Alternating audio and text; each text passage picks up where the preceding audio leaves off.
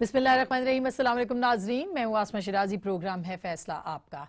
मुस्तकिल सिंध और कराची जो है वो ख़बरों में है और आज भी बहुत सारी इंपॉर्टेंट बातें कराची के हवाले से सिंध के हवाले से सामने आई हैं और उसमें एक इम्पॉर्टेंट बात यह है कि थोड़ी देर पहले वजारत दाखिला ने रेड वारंट जारी किए हैं अल्ताफ़ हुसैन साहब के, जो कि बानी हैं MKM के, मुत्तहिदा कौमी मूवमेंट के।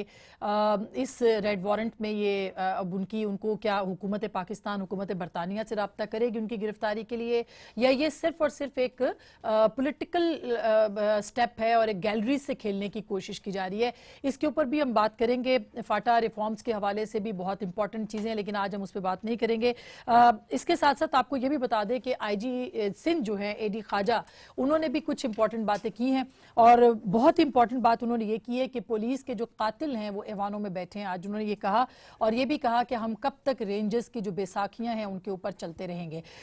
कराची सिंध रेंजर्स और जो सूरत हाल इस वक्त है वह पॉलिटिकल, क्योंकि MKM जो है वो डिवाइड दर तकसीम होती चली जा रही है। और अभी आपने हाल ही में देखा होगा कि इशरतुल इबाद साहब की मुलाकातें, कल उनकी परवेज़ मुशर्रफ से पहले मुलाकात रही, लेकिन कल उनकी जरदारी साहब से मुलाकात हुई और ये अफवाहें फैल गई कि वो शायद पीपल्स पार्टी ज्वाइन करने वाले हैं। इस बारे में हम उनसे बात करेंगे और कराची के हवाले से भी, MKM के मुस्तकबिल के हवाले से भी, और जो इस वक्त पॉलिटिकल सिचुएशन ओवरऑल है, मसलन जिसमें कि एक नया कल जो तकरीरें हमने सुनी जिसमें साद रफीक साहब की भी तकरीर थी और उसमें उन्होंने कहा कि ये नहीं हो सकता कि वोट कोई और ले और फैसले कोई और करे।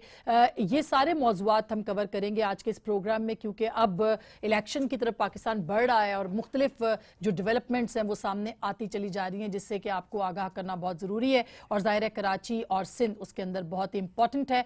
हमारे साथ मौजूद हैं जनाब खुर्रम दस्तगीर खान साहब, पाकिस्तान मुस्लिम लीग नवाज़ के रुकने कौमी असम्बली भी हैं, वफाकी वज़ीर भी हैं और बहुत कम लोगों के पास इतनी पॉलिटिकल माशाल्लाह अंडरस्टैंडिंग होती है जितनी कि खुर्रम साहब के पास है। बहुत शुक्रिया। हमारे साथ सरदार नबील गबोल साहब, अगेन कराची और सिंध का एक बहुत बड़ा नाम, हमारे साथ मौजूद हैं, गो के अभी किसी सियासी जमात से वाबस्ता नहीं फिलहाल, लेकिन वफाकी वज़ीर भी रहे हैं और बहुत गहरी निगाह इनकी कराची सिंध की पॉलिटिक्स के ऊपर है। बहुत शुक्रिया सरदार साहब। और हम इस वक्त रब्ता करते हैं, हमारे साथ मौजूद हैं जनाब डॉक्टर इशरतुल इबाद साहब, साबिक गवर्नर, उनके साथ हम बात करते हैं। अस्सलाम वालेकुम डॉक्टर साहब।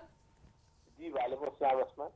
डॉक्टर साहब कुछ सवाल हैं और उसमें बुनियादी सवाल, अब से थोड़ी देर पहले जो डेवलपमेंट हुई है जिसमें कि जनाब अल्ताफ़ हुसैन साहब के रेड वारंट जारी करने का हुक्म दिया गया, इसके बारे में आप क्या कहेंगे, हम ये जानना चाह रहे हैं। जी बिल्कुल, ये अभी खबर आई है और जाहिर है प्रोसेस चल रहा होगा और इसमें वजारत दाखिला ने अपना आई होप के होमवर्क बहुत अच्छी तरीके से किया हुआ होगा और उसकी बुनियाद पे ये वारंट्स इशू किए हैं।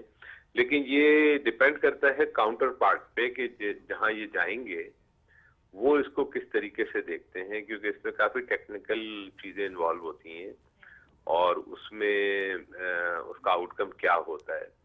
तो लेट्स सी के हाउ इट प्रोसीड्स, क्योंकि एक स्टेप था जो कि पाकिस्तान गवर्नमेंट ने लिया है, लेकिन इसका आउटकम क्या होता है ये वी हैव येट टू सी।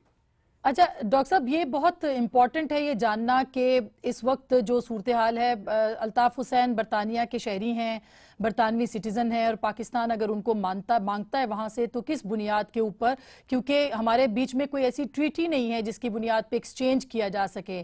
तो ये क्या कोई पॉलिटिकल स्टेप है या आपको लगता है कि हुकूमत पाकिस्तान दबाव डाल सकती है, प्रेशराइज कर सकती है बरतानिया को? देखिए, मेरी सोच तो ये है कि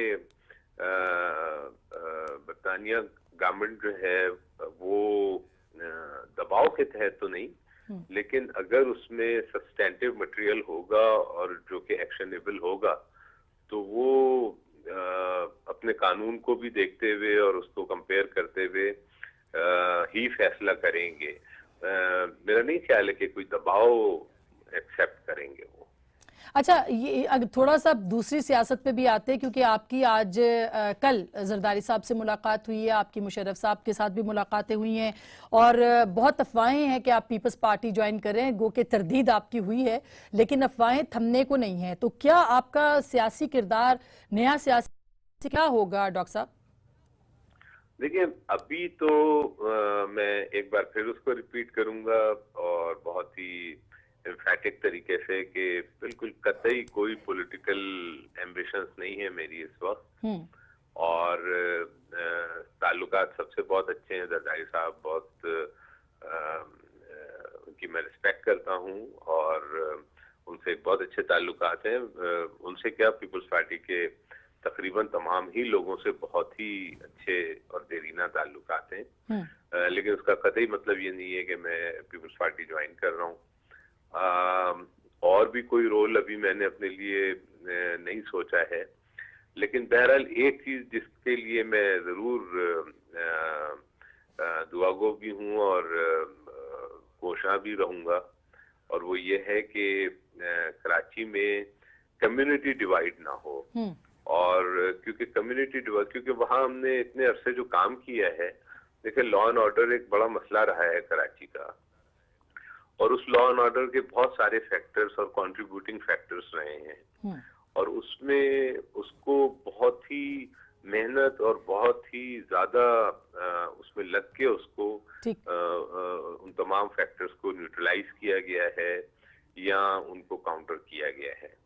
तो उसमें अगर कम्युनिटी डिवाइड होती है तो ये सारा काम जो है वो खराबी की तरफ जा सकता है और डिस्टेबलाइजेशन की तरफ जा सकता है, जो कि ना शहर के लिए अच्छा होगा, ना सूबे के लिए, ना मुल्क के लिए।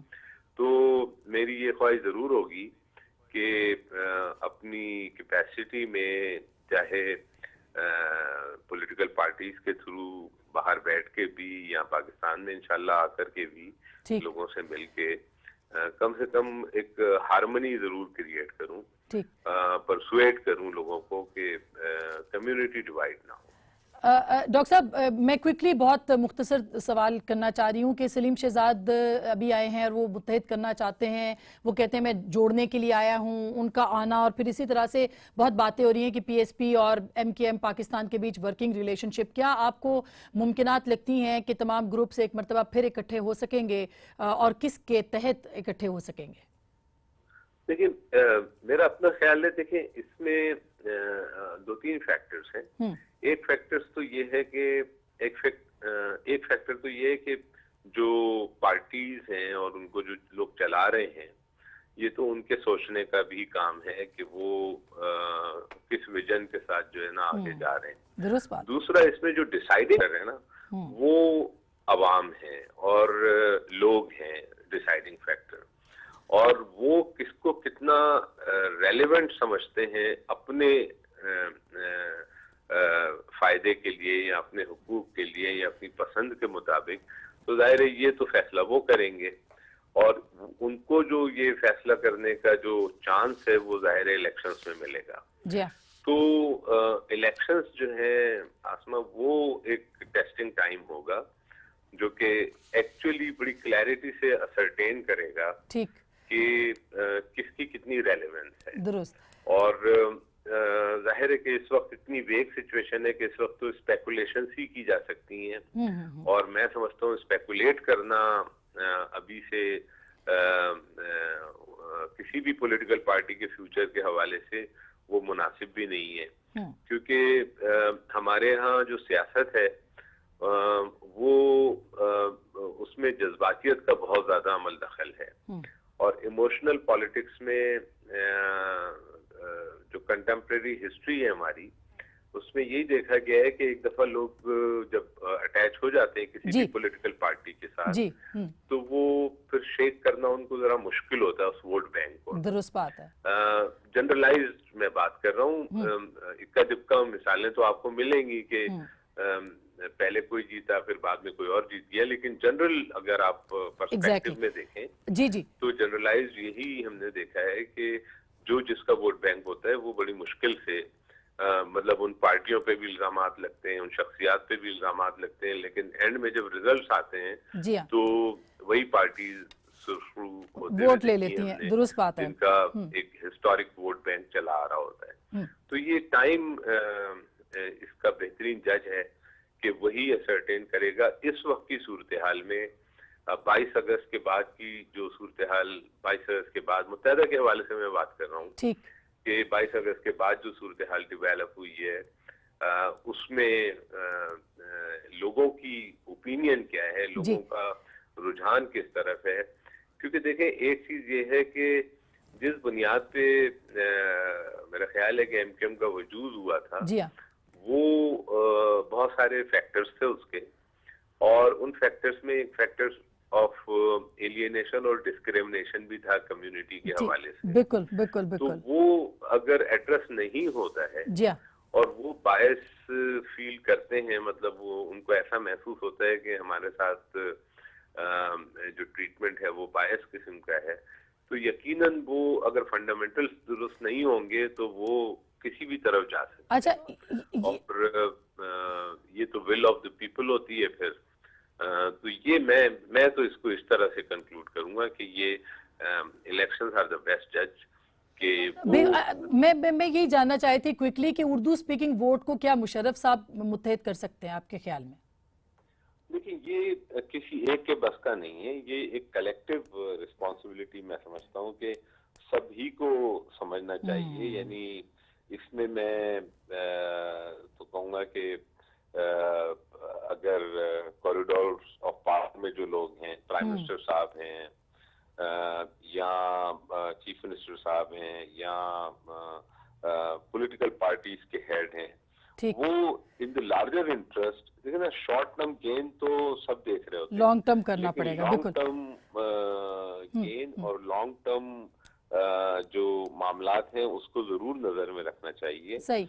और ये सबको मेरी ओपिनियन के मुताबिक समझना चाहिए कि अगर शॉर्ट टर्म गेन में अगर पॉलिटिकल एक एंटिटी डिवाइड होती है, ठीक, कम्युनिटी डिवाइड होती है, जी हाँ, नॉट द पॉलिटिकल एंटिटी, लेकिन कम्युनिटी अगर डिवाइड होती है मुख्तलिफ हिस्सों में, हाँ, तो वो किसी के लिए भी अच्छा नहीं है। तो आप अब वो कम्युनिटी भले किसी भी पार्टी को, किसी भी दूसरी पार्टी को पसंद करे, लेकिन कंसोलिडेटेड हो, ठीक है, और सॉलिडिफाई हो, ताकि एक हार्मनी क्रिएट हो।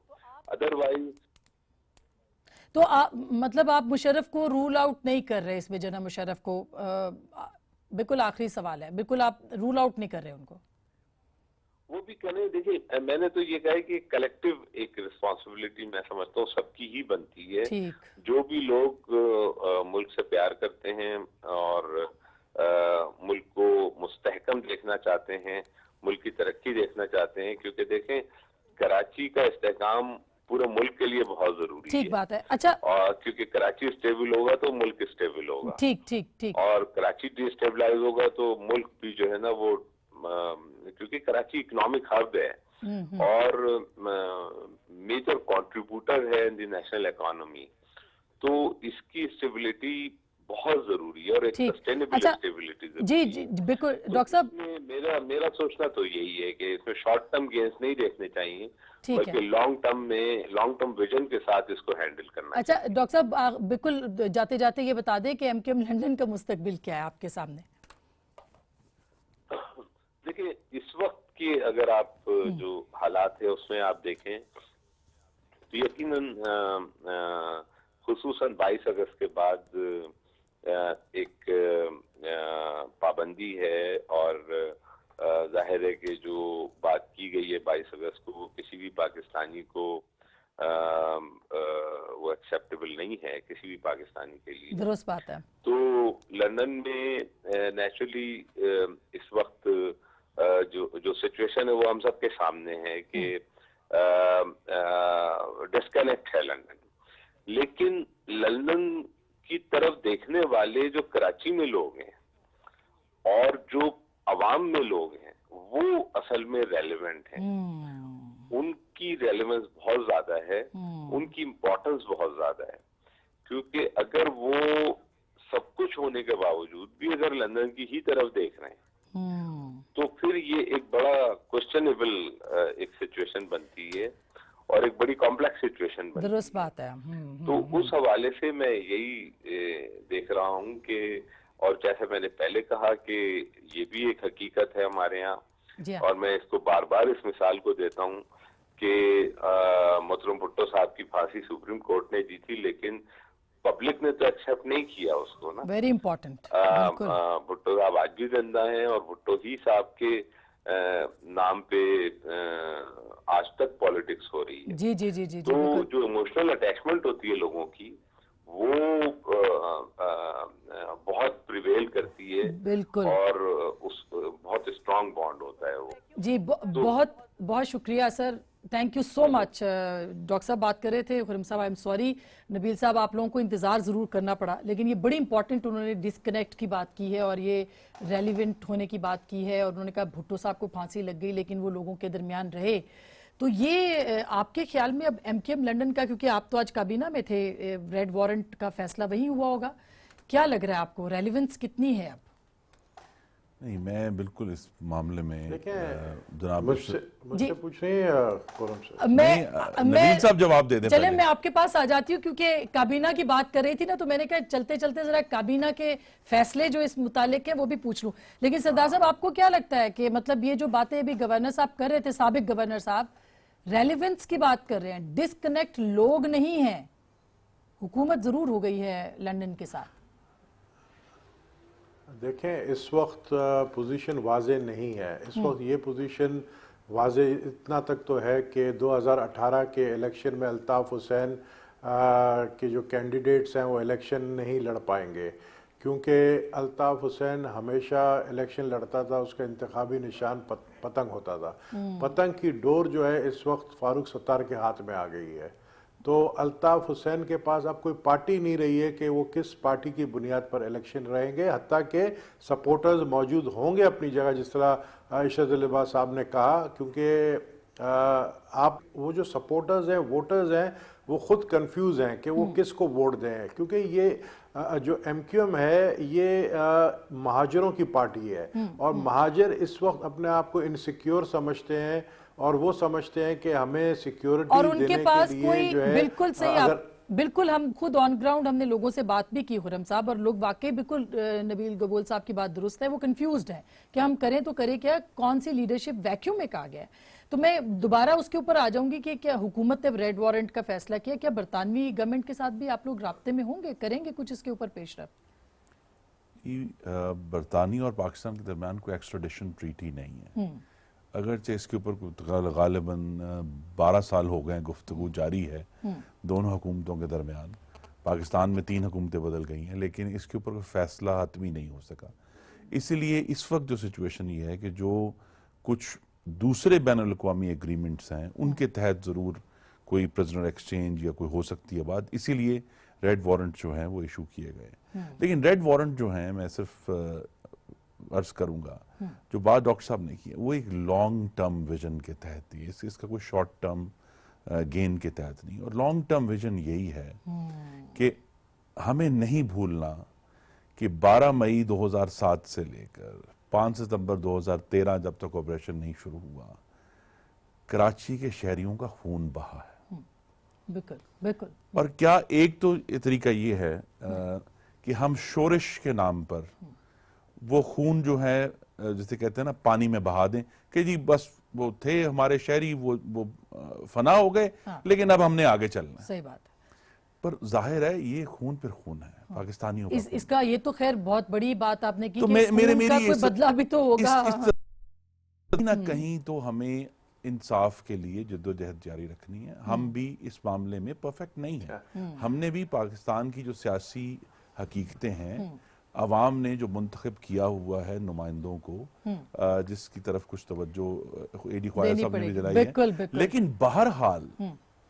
बहरहाल ओवर द लॉन्ग टर्म हम इसको इस तरफ जा रहे हैं। बिल्कुल। और ये जो कराची का जब अमन देख रहे हैं ना, आप इस पर गौर करें। आस पर मैं ब्रेक के बाद सदा होगी अच्छा कि बड़े उतार चढ़ाव आए हैं। बड़ी दफा कहा जी ये जा रहा है, खत्म हो रहा है, लेकिन पाकिस्तान का आइन कायम रखते हुए, मुंतखिबत कायम रखते हुए, एक बड़ी धीरज से ये ऑपरेशन किया बिल्कुल। और अभी इसके जिसके आज नताइज शॉर्ट टर्म कराची के जो रहने वाले हैं उनकी जिंदगियां अगर आज पहले से महफूज हैं, तो उनको नतीजे नजर आ रहे हैं। अच्छा गबोल साहब, पता नहीं इससे इत्तेफाक करते हैं कि नहीं, मैं एक छोटी सी ब्रेक ले लूं, ब्रेक के बाद मैं गबोल साहब के पास भी आऊंगी, क्योंकि कराची और उसके बाद सिंध के हवाले से जो एक्टिविटी है, और इमरान खान साहब भी आज गए हैं, PMLN भी जा रही है बाय द वे। तो एक छोटी सी ब्रेक के बाद इस पर बात करेंगे, हमारे साथ रहिएगा। वेलकम बैक नाजरीन। हम बात कर रहे थे और बड़ी अच्छी बातें डॉक्टर साहब ने भी की और खुर्रम दस्तगीर साहब का भी कहना था कि लॉन्ग टर्म बुनियादों के ऊपर हमें कराची को देखना पड़ेगा। लेकिन गबोल साहब, ये सलीम शहजाद साहब जो आए हैं, ये कहा जा रहा है किसी आशीर्वाद के बगैर नहीं है और आए हैं जिस तरह से उनको गिरफ्तार भी किया गया है। आपको क्या सिनेरियो लग रहा है? पॉलिटिकल पार्टीज, जो मेन पॉलिटिकल पार्टीज हैं, उन्होंने तो कराची और सिंध को काफी इग्नोर किया है, PMLN और PTI ने। तो सलीम शहजाद साहब कोई नया ग्रुप बनाएंगे, क्या करेंगे वो? आसमा, सबसे पहले तो मैं इशरत लिबास साहब की बात पर और खुर्रम दस्तगीर की बात का कुछ कहना चाहता हूँ। खुर्रम दस्तगीर जो कि मेरे हम शक्ल हैं, लेकिन मेरे ख्याल में मेरे से ज़्यादा उनका वज़न है और क्योंकि वो मिनिस्टर भी है। लेकिन मैं दोनों के बारे में इतना ये कहूँगा कि एक तो इशरत लिबास साहब ने जो बात की है, मैं उस पर सिर्फ इतना कहूँगा कि एक दरवाज़ा या एक खिड़की खुला छोड़ दी है उन्हें। एक खिड़की जो है खुली छोड़ दी है उन्होंने अपने लिए, जहाँ से वो जा सकते हैं दोबारा, वापसी का रास्ता जिसको कहते हैं। दूसरी बात ये है कि जो खुर्रम दस्तगीर साहब ने कहा कि हमने तो अपना काम कर दिया और पाकिस्तान और UK का कोई एक्सट्रेडिशन पॉलिसी आपस में कोई नहीं है कि वो एक दूसरे के कैदियों को एक दूसरे के हवाले करें। तो अगर नहीं है तो फिर आप लोगों ने रेड वारंट क्यों इशू किया है इंटरपोल से?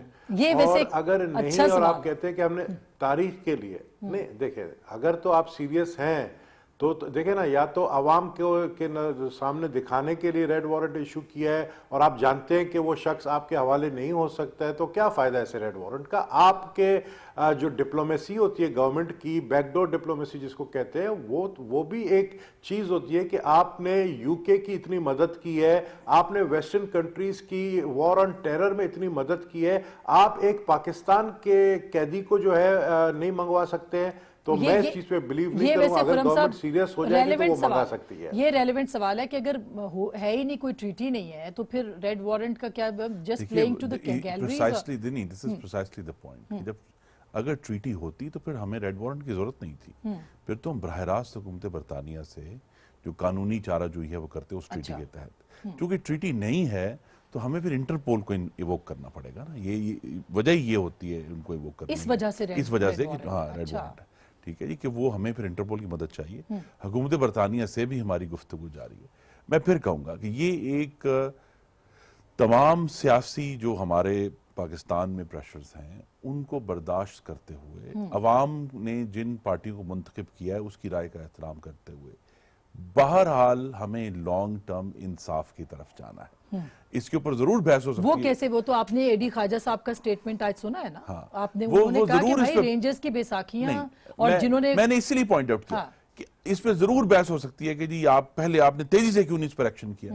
लेकिन आप ये गौर करें कि पिछले 3 साल में जिस तहम्मुल से प्राइम मिनिस्टर नवाज शरीफ की लीडरशिप में हमने कराची के मामलात को हल किया है, ये 3 साल पहले मेरी इस्तदा होगी बड़े अदब से, तमाम जो दोस्त इस पे कमेंट कर रहे हैं, ये अनथिंकेबल था कि रेड वारंट इशू हो सकता है।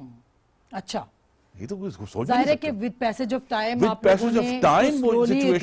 कराची की सिचुएशन इंप्रूव हुई, वहां बरतानिया में भी जिस किस्म की कानूनी चाराजोई हुई तो आपको लगता है अगले 3 साल में ऐसे? जी देखिए, यही तो बात है कि हमने एक और स्टेप आगे ले लिया है कि कहीं ना कहीं जाके हमें अपनी सियासत को तशद्दुद से पाक करना है। MQM मैं अगर मुकम्मल करूं, देखिए हमें तशद्दुद से पाक करना है।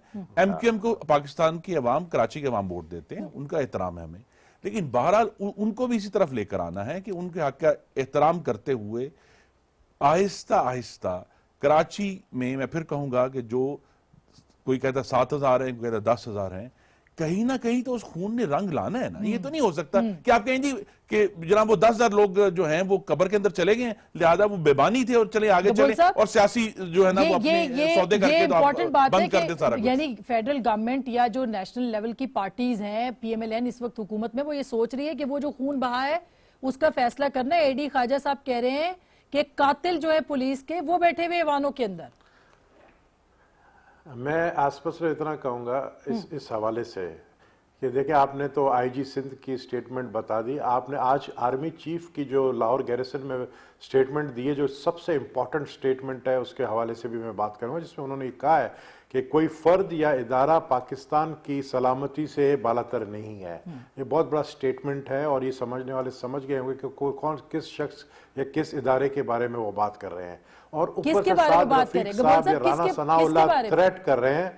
देखिए, करप्शन के हवाले से जिनके केस करप्शन के चल रहे हैं और जिनके डॉन लीक्स के हवाले से जिनके नाम आ रहे हैं, इन दोनों की मैं बात कर रहा हूं। डॉन लीक्स पनामा लीक से ज्यादा बड़ा केस है, क्योंकि वो मुल्क की सलामती के पर जो है इन्होंने वार किया है। तो मैं समझता हूं कि कोई शख्स वाकई पाकिस्तान की सलामती से बालातर नहीं है। और उन्होंने यहां तक कहा आर्मी चीफ ने कि अगर मैं ये सब कुछ नहीं कर सका तो मैं घर चला जाऊंगा।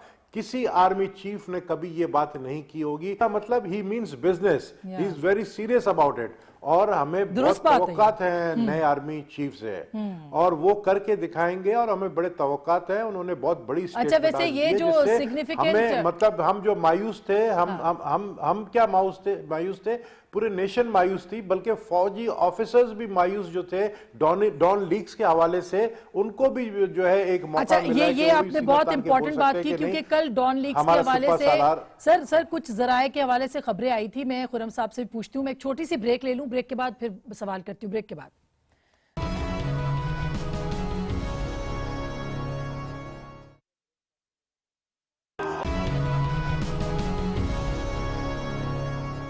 वेलकम बैक नाजरीन, एक दफा फिर आपको खुशामदीद कहते हैं और बड़े एक इंटरेस्टिंग नोट के ऊपर हम दी थी।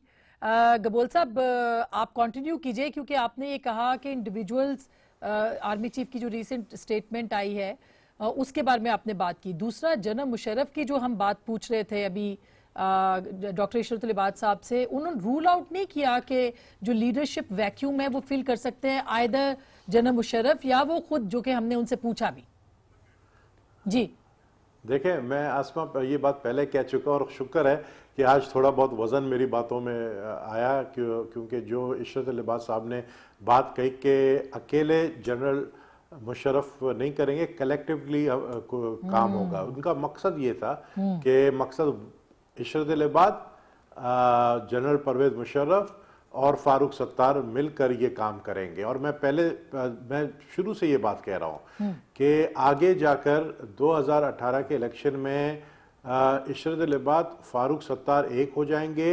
मुस्तफ़ा कमाल तैयार नहीं है, हालांकि उनको खुद पर्सनली मुशर्रफ साहब ने एक दुबई बुलाकर ये बात कही थी कि आप लोग आपस में एक हो जाएं, लेकिन वो तैयार नहीं है। वो समझता है कि वो महाजिर वोट बैंक को जो है कैश करा लेगा। लेकिन कोशिश जो है परवेज मुशर्रफ साहब की ये है कि इन सबको आपस में मिला दें, क्योंकि अगर ये नहीं मिलेंगे 2018 के इलेक्शन में, तो फिर कोई ना कोई चाल जो है, अल्ताफ हुसैन बड़ा मशहूर है चाल चलाने में, वो चाल चला के इंडिपेंडेंट कैंडिडेट्स खड़े करके और एक लिस्ट शाया कर देगा, ये मेरे कैंडिडेट्स हैं, आप लोग इसको वोट दें। तो उसको रोकने के लिए इन सबको एक होना पड़ेगा। अच्छा। दूसरी बात ये कि अब आप एमक्यूएम पे आए, मैं एक बात कंप्लीट करने जा रहा। जब मैंने आपको ये कहा कि आर्मी चीफ ने इतना स्ट्रांग एक मैसेज दिया है किसी इदारे को या किसी शख्स को, साथ साथ आप देखें कि कल से मुस्लिम लीग नून के जो मिनिस्टर है, खुसूसन ख्वाजा साद रफीक और राना सनाउल्लाह, किस तरह के स्टेटमेंट्स दे रहे, थ्रेट कर रहे हैं सुप्रीम कोर्ट को कि वोट हमें अवाम ने दिया और फैसला आप करेंगे, ये नहीं हो सकता है। तो मकसद ये आप थ्रेट कर रहे हैं सुप्रीम कोर्ट को, और आप ये समझ अच्छा, रहे हैं कि ये इंपॉर्टेंट बात है खुरम साहब, ये आप लोगों को सड़कों पे लाना चाहते हैं। ये गबोल साहब ने जो बात की, ये स्टेटमेंट देने की जरूरत पेश आई, क्योंकि पहले उन्होंने फिर कल भी कहा कि बार बार के लोहे के चने की बात मैं करता रहा हूं। उससे पहले उन्होंने तरदीद की अपनी स्टेटमेंट की साद रफीक साहब ने। तो क्यों एक नया महाज अदलिया के साथ हुकूमत अब खोलना चाहती है? नहीं, देखिए, डॉन लीक्स तो ऑलरेडी है ही, तो इसलिए डॉन लीक्स अपनी जगह पर है। जब भी हुकूमत नज़र आता है कुछ स्टेबल हो गई है, तो फिर डॉन लीक्स खड़ा कर देते हैं। ये मसाला काफ़ी देर से चल रहा है, ये चूरन जो है ना हुकूमत को डिस्टेबलाइज करने वाला। और जिस तरह पहले मेरे भाई ने कहा, देखिए, ये जो कराची को ये समझना कि ये कोई शतरंज की बसात है कि अच्छा जी इधर से हम इसको यहाँ चला देंगे और प्यादा इधर चला देंगे। बहरहाल हमें यकीन कराची के रहने वाले में अपने भाइयों और बहनों पर करना है, वो बेहतर फैसला करेंगे कि वो किसको वोट देना चाहते हैं, और जिसको भी वो देंगे एक फ्री एंड फेयर इलेक्शन इंशाल्लाह होगा 2018 में, और हम उसका एहतराम करेंगे। तो ये जो है कि ये लीडर उसके साथ मिल जाएगा, और मिल जाए, पहले भी तो होता रहा है। सारा मकसद ही जो मैंने लॉन्ग टर्म विजन की बात की है प्राइम मिनिस्टर नवाज शरीफ की, वो यही है कि कराची को हमने एक एक्स्ट्रॉर्डनरी केस के तौर पे ट्रीट किया है। कराची को नॉर्मलाइज करना है, कराची की पॉलिटिक्स को नॉर्मलाइज करना है कि जी यहाँ भी तमाम सियासी जमातें वहां जाएंगी, इलेक्शन लड़ेंगी, और उसमें जो है वो जिसके जहां अवाम जिसको चाहेंगे वो सपोर्ट कर देंगे। लेकिन वो पॉलिटिकल पार्टीज ने 13 के बाद तो रुख ही नहीं किया ना पीटीआई ने या पीएमएल ने, दोनों ने नहीं किया। अब अल्लाह ताला के करम से ये एक पीस डिविडेंड कराची की सियासत में भी आएगा कि अब वहां चूंकि अमन जो है, पहले तो सिर्फ ये था, कुछ लोगों को यकीन नहीं आ रहा था कि जी वाकई अब पूरा अमन, अब कंसोलिडेट होता हुआ नजर आ रहा है। तो ये जो कंसोलिडेशन है, जिसमें कुछ रोल मैं कहूंगा ये जो हमारी आहिस्ता आहिस्ता बड़ी एक बात तहम्मुल पुश है इंसाफ की तरफ, उसका भी हिस्सा है कि अब जो है वहां कराची में इंशाल्लाह जो है एक और ये जो जमहूरी सियासत पुश होगी। इंसाफ की जो पानामा के ऊपर अगर हो गई और जिस तरह की अभी जी धमकियां, देखिए हमारा तो देखिए जो आपने दूसरा सवाल पूछा है ना जी सादर, वो इलेक्शन सीजन ऑन है ऑलरेडी, अब पार्टियां जो अपने आप को पोजीशन कर रही हैं, इस तरह के बयान आएंगे। हुकूमत का जो मौकफ है, जिसके लिए मैं सिर्फ ये पेश करूंगा, बड़ी इस्तदा करूंगा कि हमारे वुज़रा के बयानात वो देंगे क्योंकि वो एक सियासी फंक्शंस में जा रहे हैं। प्राइम मिनिस्टर नवाज शरीफ ने कहा कि जी हम कोई इस्तिस्ना तलब नहीं कर रहे। उन्होंने अपने आप को, अपने 3 नस्लों को अदालत के सामने पेश कर दिया। ये अब तारीख का हिस्सा है कि पाकिस्तान में आज तक किसी सियासतदान के जाती माली मामलात इतनी तफसील से उस एहतसाब के अमल से नहीं गुजरे। Good for democracy, good for democracy है ना, ठीक है। हाँ। अब ये है कि अगर हमने ये कहना है कि जी इसकी बुनियाद पे जो अदालत बेहतर समझेगी, जो अदालत के सामने, और ये भी अब क्लियर हो गया कि चूंकि ये एक 184(3) की है, तो यहां हम इसको कहेंगे कि ये मटेरियल जो अदालत के सामने, इट्स नॉट एविडेंस, बिल्कुल, जो मटेरियल पेश किया गया है उसकी बुनियाद पर अदालत अपना फैसला देगी। हमारा इस मामले में अदलिया के ऊपर मुकम्मल एतमाद है। अच्छा, हमारा सिर्फ यही वजह है कि पाकिस्तान में अव्वल तो हमारी बड़ी कोशिश है। कराची में आपने पिछले 4 साल में इस शहर में बैठकर देखा है क्या नॉर्मल डेमोक्रेटिक पॉलिटिक्स हुई है? नहीं हुई। नहीं, बिल्कुल। और वो जो बिल्कुल पाकिस्तान की सियासत में और जमहूरियत में जो मुख्तलिफ किस्म के तनाव आते हैं, वो तनाव बहुत खुलकर सामने आए। ये बिल्कुल आपने इंटरेस्टिंग बात तो की ये जो तनाव है ना, उसकी वजह से ही इस तरह के बयानात मेरी इस्तदा है कि अगर हमारे वुज़रा ये मत भूलें कि ये वुज़रा जो हैं ये आसमान से वजीर बनकर नहीं है, ये पाकिस्तान की एक जब सियासी पीपल्स जमात, पार्टी ये बात कहती थी ना, तो उस वक्त सब कहते थे कि पीपल्स पार्टी को ये नहीं करना चाहिए। उनके वजीर कहते थे कि अदालत उनको काम नहीं करने पाकिस्तान की एक सियासी जमात के अवाम के मुंतखब नुमाइंदे भी हैं। बिल्कुल। अच्छा, उन्होंने अवाम के सामने भी जाकर बात करनी है। गबोल साहब, तो मेरी सदा ये कि इसको हम अदालत के सामने अपने आप को पेश किया हुआ है, और मुकम्मल तौर पर हमारा इत्मीनान जो है वो अदालत के ऊपर। बिल्कुल। अब इसके बाद तो खैर कोई बात नहीं रह जाती, काबीना के अंदर ये बात हुई होगी डेफिनेटली आज के सेशन के अंदर भी, लेकिन आपको लगता है कि अब अदालत जो है उसके मूड के ऊपर सियासत की जाएगी और पीएमएलएन जो है उसी के मूड को सामने रखते हुए सियासत करेगी? कबूल साहब देखिए, अदालत बिल्कुल किसी के मूड, किसी के प्रेशर में नहीं आएगी, और अदालत हमें पूरा उम्मीद है। लेकिन हम ये भी देख रहे हैं कि जस्टिस अजमत सईद बीमार हुए और कुछ दिनों से केस नहीं चल रहा है। अब पता नहीं कितने दिनों तक और वो सिक लीव पर होंगे, लेकिन जब भी ये केस दोबारा शुरू होगा तो मैं समझता हूँ कि इस केस का जो फैसला है वो फरवरी के महीने में ही आ जाएगा।